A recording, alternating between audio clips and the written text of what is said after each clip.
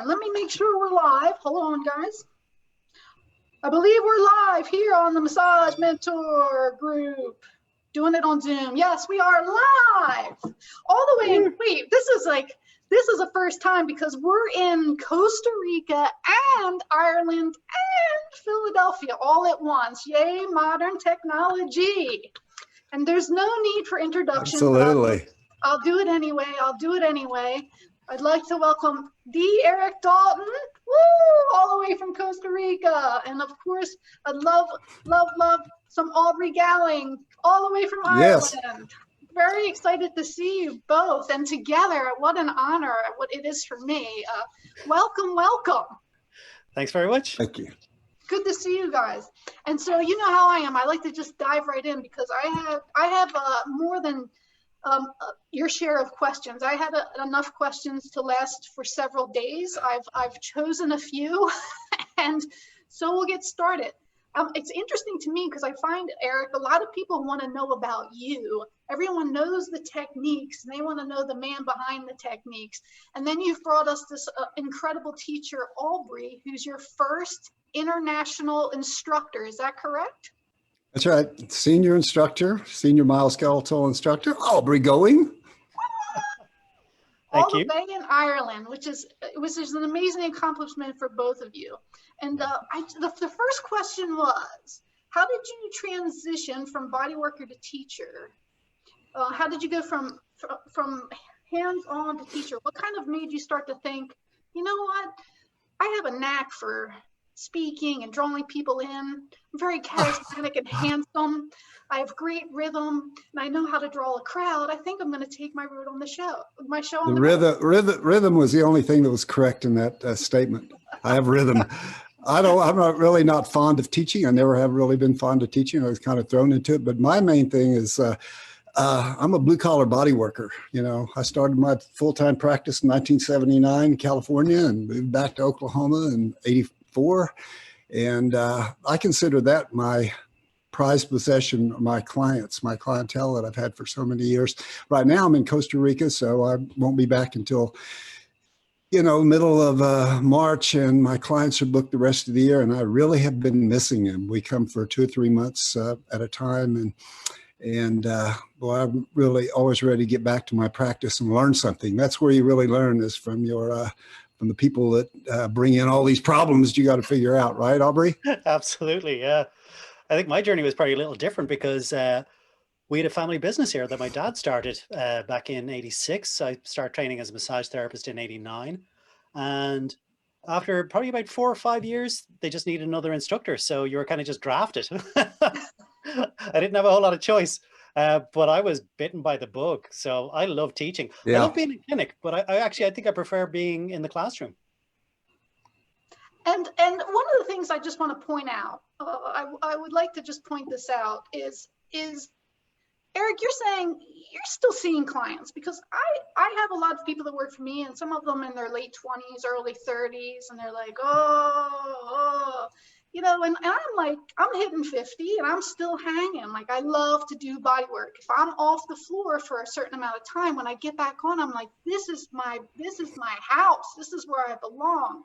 So what do you say to them?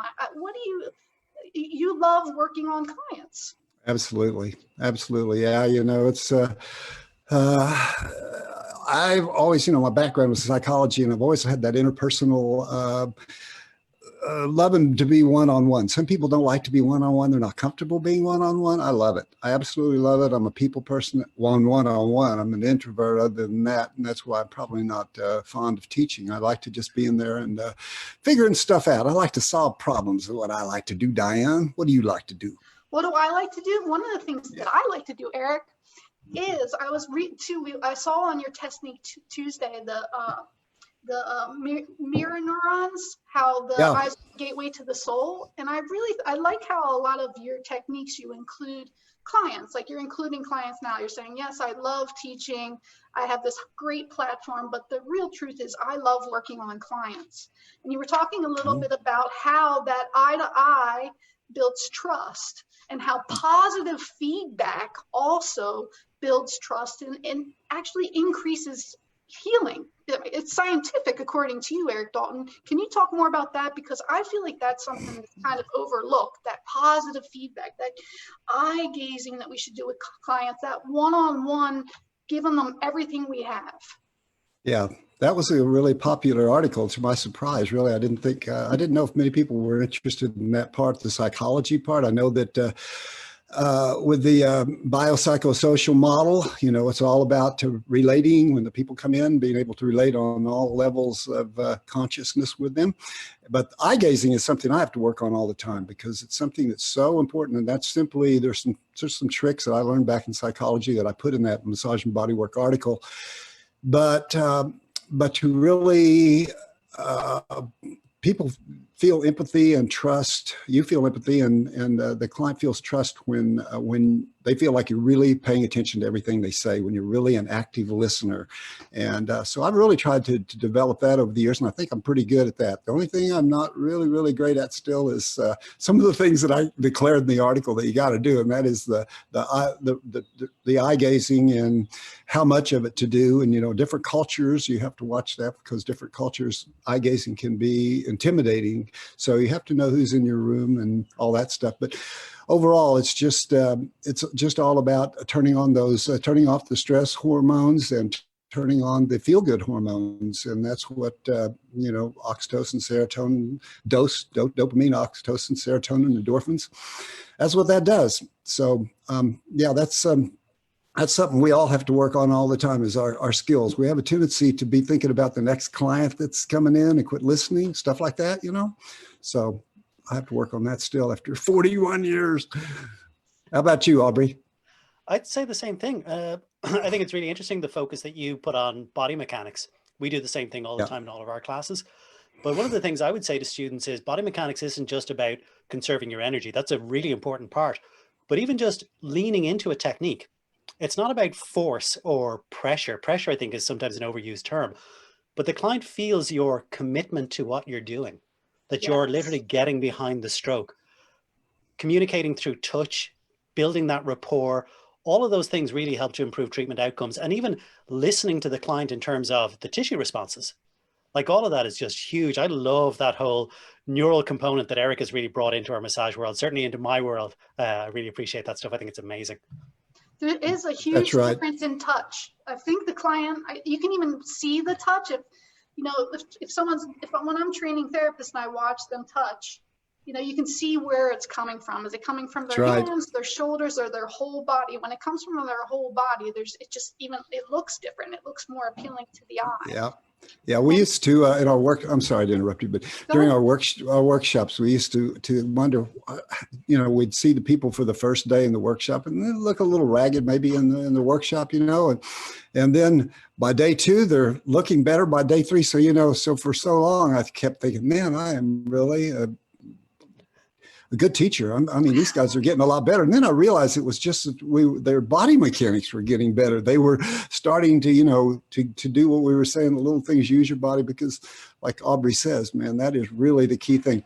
One little side note to that, backstory to that, and that is when I went to the Rolfing, I started out in Rolfing, and the thing about that back then, way back in those days, the very early 80s, was that it was all about who had the best hands, who really felt the best, who could really do it. Today, that's it's kind of losing that. I see a lot of the industry not focusing so much on that, because like Aubrey said, so much of your biopsychosocial outcome is going to be reliant on how well you use your body, your hands, all that stuff, how much confidence you have in your work. You know what I mean? Yes. That's the whole thing. And well, that's what we try to do. That's the main thing we try to do. Matter of fact, I'm going to start this Oklahoma City workshop again. I'll remember a couple of years ago, we did touch tools. We just do the first hour, just body, just hands on, just going through different kinds of forearm, elbow, extended finger, flying V, all these different maneuvers, and doing nothing. Don't worry about what you're doing. Just let's just use our bodies correctly on this. 1 hour of that. So good. So good. Yeah, we're going to do that. So true. It's so true. And Aubrey, since we have both of you, and here's a great opportunity for us all to hear. I mean, all the way from Ireland, how did you kind of find out about Erik? And then now you're not only teaching in Ireland, you're teaching in Europe, Australia, you're teaching in Asia, you're all over the place. So, I mean, tell us a little bit more about what it was like to find Erik and what really drew you in. Well, when I say about, earlier I said I love being in the classroom, I mean that both as a teacher and as a student. So I continue to study all the time. And I've probably been practicing for 15, 20 years when I first came across James Waslowski. It was actually through James that I found out about Erik. My sister had heard of Erik before because myself and my sister worked together here in the college in Dublin. And it was kind of through James talking about Erik's work that I ended up buying. Erik's second book actually was my first book that I got. And that got me interested. And then I started to see, this was when YouTube was starting to become popular, and I started to see some of the video clips, and I'd be watching them and I'd be like trying them out myself, and oh, that's really good. I got to study this stuff. And I'm the kind of person that's like, okay, where's it at? I don't see obstacles. So I'm like, what do I need to do to find out more about this? He's got a workshop in Costa Rica, Oklahoma. That's where I'm going. To me, those things are a no-brainer. It's just, I'm hungry for the information. I really enjoy learning. I love being in the classroom. I love getting body work in the classroom. And the very first time I went to Costa Rica, I was sold. That was it. I mean, there's nobody that kind of goes, yeah, it was okay. the guys who go to Costa Rica or Oklahoma, they're always like, wow. You're just going to be blown away. And then that was the case for me. And then I think on that first trip, Erik, I said, I've been teaching for years. I want to teach this stuff. So I came straight out and said it. And Erik was like, work your way through the library, attend some workshops, TA. And it kind of just rolled and rolled and rolled from there. The two of us just got on so great. I've always found Erik just so supportive. I mean that honestly. I mean, you think Erik's amazing. Wait till you get to know him. When you get to know him, he's really amazing. Sorry for all the sunshine, Erik. Oh, we lost him. He's dropped out. If it's too much. He dropped out. He might be back. We'll have to wait and see. I think he was saying Wi-Fi issues in Costa Rica. So, but I think that's very true, because the techniques that he teaches are, you can see the rhythm. You can see him using his whole body. You can see that he really loves what he's doing. And even from me seeing some of his videos on YouTube, I was like, yes. And then too, because I think he's so technical and so brilliant, some people think that they might, I'm like, but as he speaks and you see him, it's really about rhythm. It's really about body mechanics. It's really about the client, and it's really about the grassroots of massage, not so much, I have to find this and this. That helps, but it's the art of it as well. What I'd always say about the myoskeletal approach is, it's odd that there's so much on the theory side. It can get very, very technical, but the doing of the techniques isn't beyond anybody. It's really straightforward. So if you like the really simple, straightforward techniques that work, you're going to get that. If you want all of the detailed background underpinning theory, you're going to get that too. And anywhere in between. I mean, it's pitched that it will suit everybody, will get something really, really valuable from it. So I always think that the doing of the techniques is actually a lot more straightforward than understanding the where, how, why. Right. And two, and I always think too, one thing with therapists is you have to do a technique thousands of times, don't you think, to really like almost make it your own. It's not like all of a sudden you can be like, oh, I took a class with Erik Dalton, now I'm a master of Erik Dalton. It takes years of practice and learning how to use your body and all of those things. Would you agree with that too, Aubrey? Absolutely, that you continue to learn. I mean, there's never a point where you see a technique and you do it and you go, I've got it. I mean, yes, you'll understand it to a certain extent, but every technique has nuance. And the more you practice, the more you implement, the more you figure out how to work with different clients that maybe aren't as responsive or more restricted or have had surgeries or whatever that you need to adapt and accommodate. You learn from that and you develop a greater, deeper understanding of how to do any given technique. We did a seminar just in January, and there was guys coming back for like the third time on that particular subject. And they were like, amazing, I picked up so much more. I'm always refining. Right. So that's definitely true. I've heard that about people coming to the seminars a few times, and there's just so much powerful information. It takes a little bit of time for it to kind of almost absorb into your being. Yeah. One thing while I have you, because you can answer a lot of these questions, and that's why Erik wanted you on, because I know too, he's like, I'm in Costa Rica, I don't know when we're gonna make it. So I don't see him trying to get back on. So we're just gonna run with it. Maybe he's typing in the chat, who knows? So how long did it take you to get through? I mean, it's not like 5 or 10 or 20 hours to become a master. No. It takes a long time. So can you tell us about how long it took you, and if you were going rapid pace, so didn't have anything else to focus on but mat work, how long would it take? Erik has his Master Myoskeletal program, and he has his library. It starts off with the foundation. So you've got the textbooks that gives you all of that underpinning theory. You have the video that shows you all the techniques. And then he goes on to his advanced home study bundles as well. So there's a whole library, 10 steps. You do live workshop hours as well. But how quickly people work through that, that's really individual. I mean, I think I was fortunate because I come from a very broad base. You'd been teaching for years, you'd been practicing for years, you'd studied very broadly as well, all the way from kind of very relaxation, gentle therapies through to corrective work. So for me, I was gobbling it up. I was absorbing that really quickly like a sponge. Other people, it takes time. So it depends on your background, your learning style. Said, I'm working my way through the bundle. You know, they've been at that for ages. And they're happy with that. My sister, she decided she wanted to get Master Myoskeletal because she had been working with me. She was assisting in some of the workshops. She loves the myoskeletal techniques. She went through the library in, she's going to kill me if I get this wrong, I think it was 3 weeks, maybe less. I think it was actually about 10 days or like something insane. But she's like that. Again, she started the year before me. So she's got a really, really broad experience. And she was able to, because she'd done workshops as well, she was able to absorb the information, run through it really quickly. She knows her anatomy inside out and backwards from being an instructor. So she went through it at an inhuman pace. I don't think anybody else would manage that. For the average person, if you want me to put a ballpark on it, for the average person, I think probably about 2 to 3 years is a nice kind of rhythm to aim for. You can do it quicker, you can do it slower, but that's a nice kind of rhythm to kind of take in some of the techniques, implement them, go back and add some more, you know, gradually challenge yourself, grow as a therapist, and take it at a nice kind of organic pace. But there's no one size fits all. It's going to be really individual. Yeah, that's what someone was asking me. I'm like, I looked at the 10 steps, and I'm fine. It looks like something you can kind of do at your own pace, and like, I'm not surprised that your sister got it done in 3 weeks. But that's the nice thing about it. It is totally at your own pace. So if you're the kind of person who takes things nice and slow, you can do that, and you'll still achieve mastery. If you're the kind of person like Ali, who's got a huge wealth of knowledge that you're building on a great solid foundation, and you want to go through it more quickly, you're going to be able for that too. So it's self-paced. So one of the things that Erik's coming back, it looks like. So one of the things too that you would say, hey, Erik. had to reboot it. Yeah, we're good.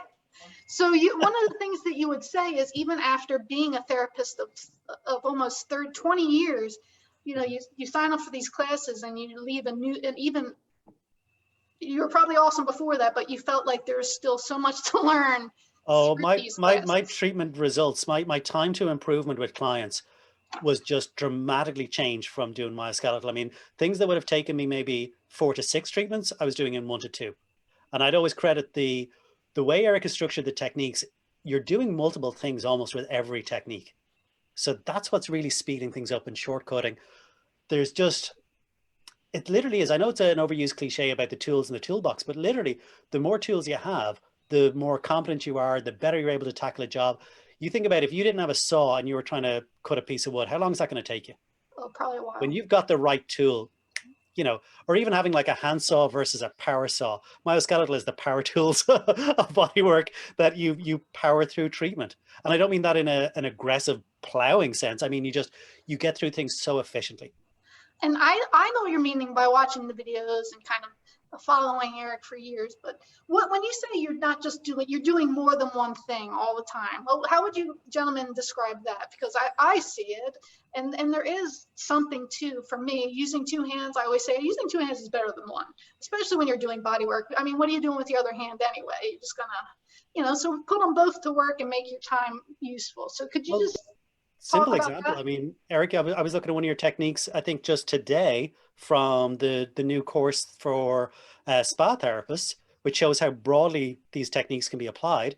And you're doing a technique where you're maybe stretching the quads, but at the same time, you're mobilizing the hip capsule and you're communicating with the nervous system. So right there, one technique using your body weight, really kind of easy for you to do, not demanding physically, and you're getting multiple results on multiple levels, on multiple structures. I mean, you can't get better than that. That's amazing. Yeah. I mean, I hate to keep talking about Erik like he's not here and talking about him in the third person, but I'm just so excited to get I'm here, right? Am I here? You're there, Erik. You're there. Okay. We're just talking about you, Erik. So one of the things too that I love, one of the techniques that's one of my favorites. I have several favorites, but two is I didn't realize that my glutes were sleeping. Yeah, you do the spindle stem. Yeah, the butt work. Waking up my butt, all that stuff. There's just so many things that I wasn't even consciously aware of that have been brought to the table and kind of awakened my body through these techniques. And Erik, can I just ask this question too? Well, how did some of these techniques come to fruition? I think I have an idea, but it sounds like they were just kind of built out of you trying to find what worked best for clients. Right, absolutely. Yeah, they teach you more than anything. But, like Aubrey was saying earlier, I was a workshop junkie. I mean, I went to every kind of workshop I imaginable. Unfortunately, I really didn't start right away doing that. I wish I had. Right after I got out of Rolf Institute, 82, 83, I wish I had started doing the workshops, because that is where, people pack them into a 2 or 3 day workshop. Aubrey's now starting to do 3-day workshops, which is a little more comprehensive. But what I like about that, a lot of people complain about that because it's not long and drawn out and all that stuff. But what you find on YouTube and what you find on, I'm always watching YouTube drummers, because I'm a drummer and an active drummer. And I learned so much in that because they pack all the vital information into a very short format. And so that's what we try to do in workshops. And,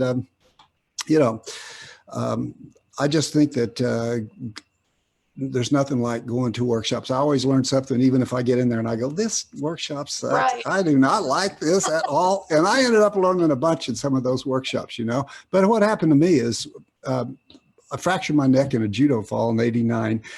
So I was just doing deep tissue work, First it was massage school, and it was muscles, and it was Rolf Institute fascia. And when I fractured this neck, and I started getting interested in bones and the nervous system and pain.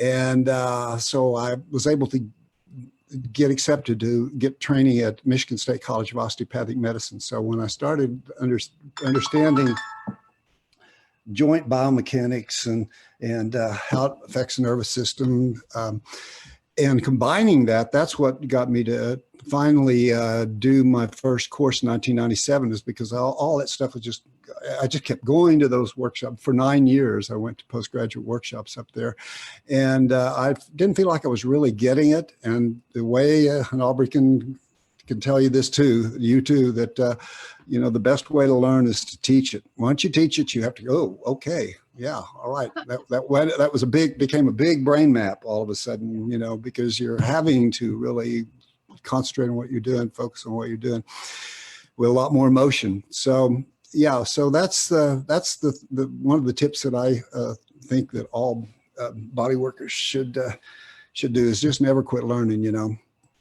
Love that. And I you know how I am, Erik. I just have one more question, and then we'll move on to the, the Oklahoma, and we'll move on to Costa Rica. Okay. But I'm going to sneak this one in because you said all was fair game.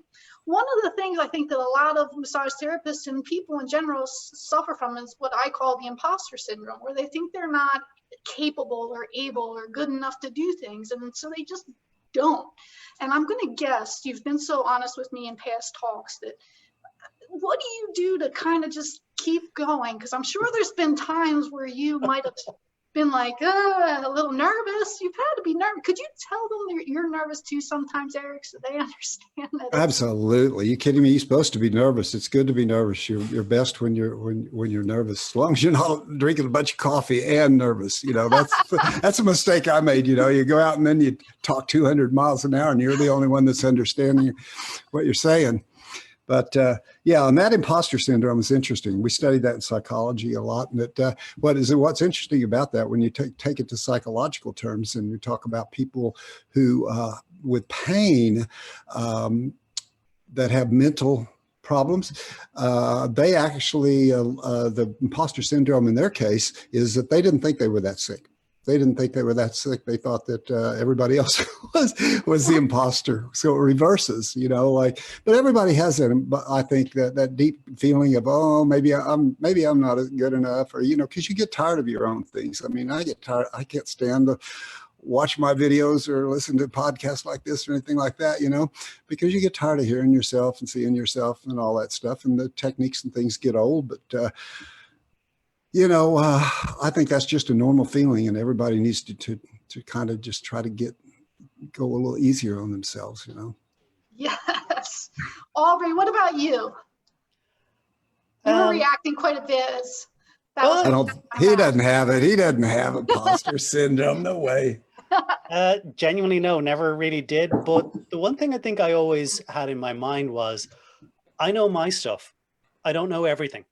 So if you feel that, I think that's a really good way to approach things. That when I was around other educators, I was around other therapists, particularly in the early years, I kind of think, well, they'll know stuff I don't know, and that's okay. I'm open to that. I'm prepared to go. I don't know, and I want to listen. I can learn from you, but I know what I know. But I think once you accept that you don't know everything, you can't know everything, it takes a lot of that pressure off. But being nervous is definitely something. I remember the first time getting up and teaching for Erik in Costa Rica, because it's not your crowd. You got to kind of get them on your wavelength. They've been used to listening to Erik for 2 or 3 days. And then I went up and I was like, do not adjust your TV screens. I am not Erik Dalton. This is not a mistake. You know, and once you kind of break the ice, people are listening to you, that goes away. But Erik's right. Being slightly nervous gets you amped up, gets your neurons firing. It's a good thing in those circumstances. So being nervous isn't a bad thing. Debilitating nervousness is something you need to get away from, and just be confident that you know what you know. And I mean, if people think I'm not nervous having you two on, you know, I get like, whoa, you know. No, you don't look like it. I would miss a brilliant opportunity. So for me too, I can relate to those nerves. I agree with Erik and Aubrey that you gotta just use them as fuel, not as like hindrance, because they're good, they're positive things. So one thing that I've been looking at for years, and I shame on myself for not going, is Oklahoma. Whitney Lowe's going to be there this year. It's July 2nd through the 4th. Can you tell us a little bit about what happens in Oklahoma, guys? Yeah, let me start this, and then because I've got a list here of the people who are going to be here, and I don't want to leave anybody out. What we do, how it works, this is our 8th annual Oklahoma City workshop. It's almost always on the 4th of July weekend. Of course, we missed last year, of course. But anyway, we have, every year I have a special guest educator that comes in and teaches them on Saturday afternoon, all day Saturday afternoon. And that's going to be Whitney Lowe this year. We're delighted to have him. You know, he's been an old friend for decades and decades. And so he is good. He's going to be teaching then. And when the class is officially over at 5 o'clock, we have all these other educators, Till Luca, James Waslowski, Aubrey, Drew Friedman, Art Riggs, Sue Hitzman, Rick Garbowski, and who knows who else is going to show up. And they are guests that just come and hang out. And then on Saturday afternoon at 5, they break into groups in this big ballroom. We got a 9,000 square foot ballroom. And people can just wander around and watch them work and ask questions. It's very intimate. It's so cool. Waslowski, I got to give him credit. I don't give him credit for much, but I'm giving, no, I do. I love that guy. But he came up with that idea about 3 years ago, when we started doing it, and it's been very successful. So we're looking forward to Oklahoma City. It's always packed, and we're going to do the social distancing. And if we need to by then, I'm hoping everything will calm down by the July 4th weekend.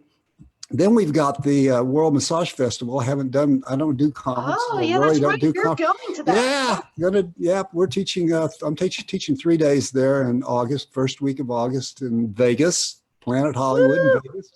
And Aubrey's going to be there too, and probably teach a segment there too. And then, of course, Aubrey and I will both be back in Costa Rica. And what is it?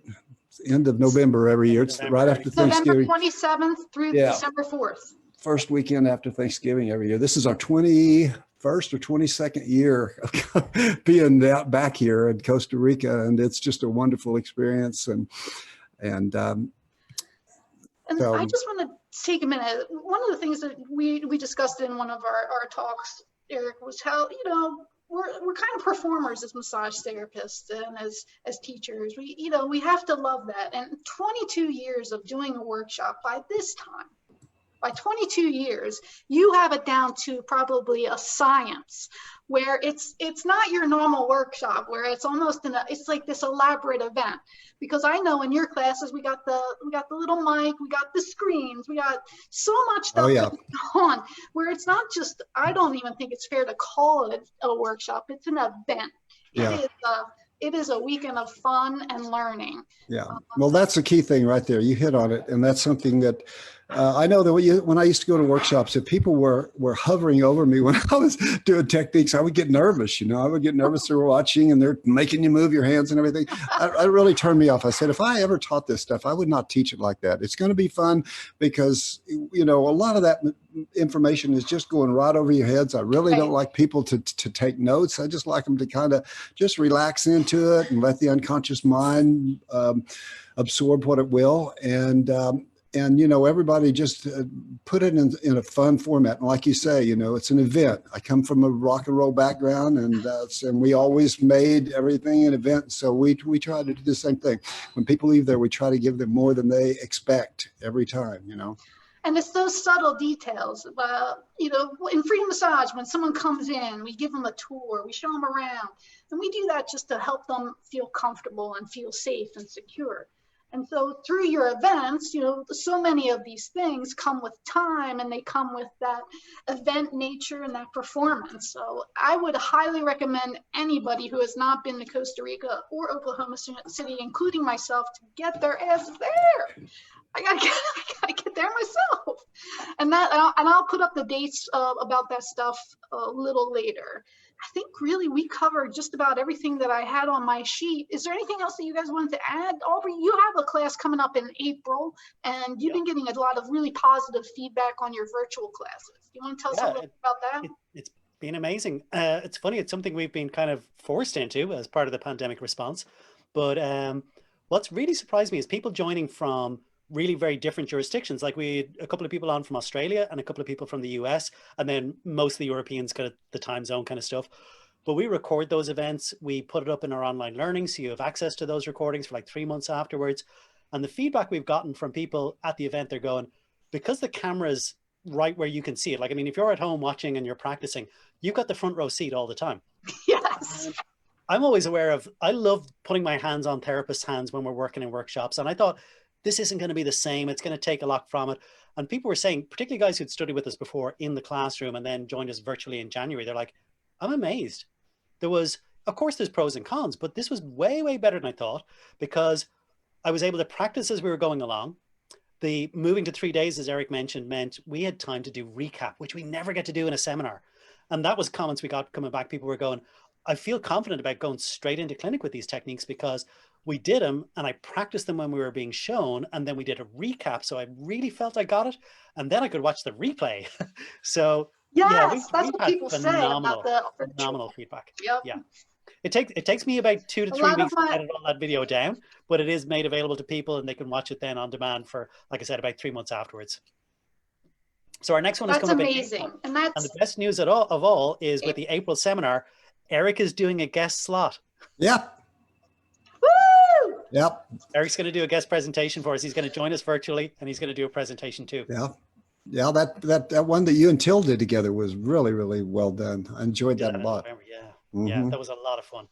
So the virtual classes, if you haven't tried them, don't knock them until you try them. And if you have tried them, you'll see that it's like we're saying, you can rewind, you can watch it over and over until you get it. And I think that that's a nice, and again, you have the best seat in the house. So I think they're all good things for the time, and that's what we have, that's what we're doing. And so that's April. What did you say the dates were? We're April 23rd, I think, isn't it? Yeah, 23rd, share a 24th? link. Like that. I should know this off the top of my head, shouldn't I? I think it is April 23rd, 24th, and 25th. So it's a Friday, Saturday, Sunday. Perfect. 23rd, 24th, 25th. Cool beans. They can book that through our website. They can book virtual. If anybody's in Ireland and wants to attend live, they can book an in-class place. I think we have like 2 places left in the classroom. We'll have it all over Facebook, social media, Instagram, everywhere. So we'll be advertising a lot for it too. And you were asking about favorite techniques. We're going to be doing the pelvic torsion correction and some spinal stuff. So that's one of my favorite. I've said this to Erik over and over again. That torsion correction blows my mind. The effect that it has on clients is unbelievable, unparalleled. I don't think I've come across any other technique that makes as much, like, they're all amazing, but this one makes the most significant change for people, in my opinion. Yeah. Erik, do you have anything you want to leave us with? Yeah, I really like that sweatshirt you got on. Oh, thanks. That's very cool. Thanks. Very astronomic. Thank you. Hey, listen, loved it. Thank you so much, Diane. Thank you, Aubrey. Erik. Thanks everybody for joining us. Till the next time. Adios. Bye. Take care.